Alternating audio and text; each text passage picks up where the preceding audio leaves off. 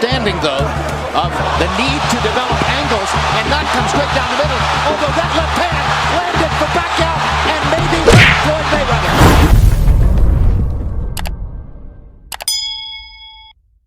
Maayong adlaw, magandang araw mga kaboksing.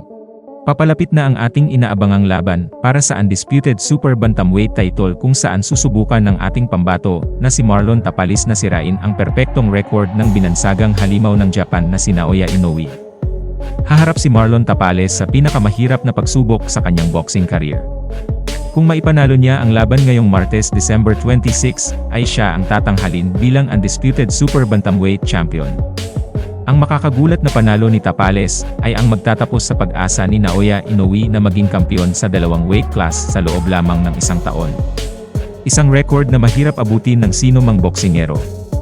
Sa komplikadong modernong panahon ng boxing, kadalasang pinipigilan ng politika ang mga manlalaban na lumaban para sa undisputed champion status sa loob ng kanilang timbang. Sa 4 na championship belt na kinilala, ang pagkakaroon ng pagkakataong manalo sa lahat ng ito ay isang bagay na hindi makakalimutan ng karamihan sa mga elite na boksingero sa kabuuan ng kanilang mga karera. Ang Kanagawa native na si The Monster Inoue ay hindi susunod sa ganung kalakaran. Noong nakaraang December 2022, ang 30 taong gulang na si Inoue ay naging undisputed champion sa bantamweight.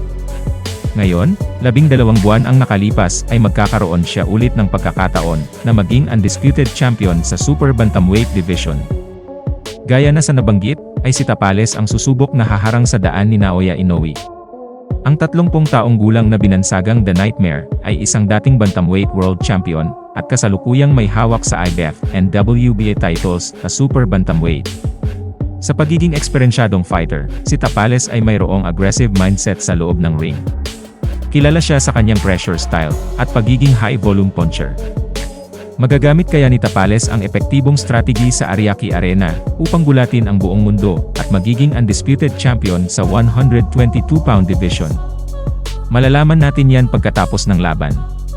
Sa isang nakakagulat na panalo laban kay Akhmadaliev sa taong ito, si Tapalis ay magiging handa na magdulot ng mas malaking upset ngayong Martes. Ang pagharap kay Inoue ay hindi katulad ng iba pang hamon niya sa boxing at magugulat ang manonood kung gagawin ni Tapalis ang back foot approach na ginamit niya laban kay Akhmadaliev noong Abril.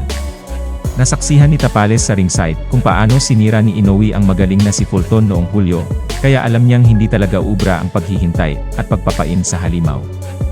Aasahan natin ang pagiging agresibo ni Tapalis ngayong December 26.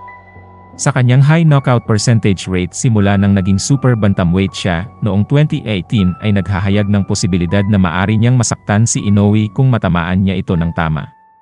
Ang pagpasok sa brawl laban kay Inoue ay napakadelikadong stratehiya. Ngunit si Inoue ay maraming paraan para talunin ang kanyang mga kalaban. Hindi natin masisisi si Tapalis kung gagawin niya ang lahat at maging agresibo siya sa laban na ito. Maaring maging epektibo o kaya ay magpapahamak sa kanya na magdadala sa maagang stoppage. Samantala, nangyari na nga kanina ang paghaharap ni Marlon Tapalis at Naoya Inoue sa kanilang final press conference bago ang kanilang bigating laban ngayong Martes.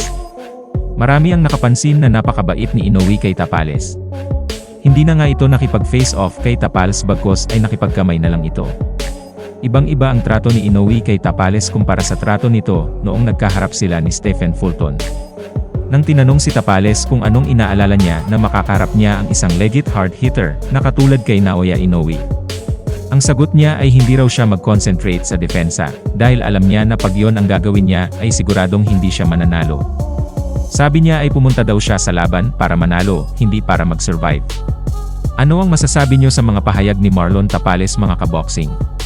Totohanin kaya niya ang kanyang mga sinabi na makipagpalitan siya kay Naoya Inoue? I-comment na yan sa baba at babasahin natin. Pero bago yan, sana ay suportahan nyo ang ating munting channel sa pamamagitan ng pag-like, subscribe at pindutin na rin ang notification bell para updated kayo pag may bago tayong upload na videos. Maraming salamat po.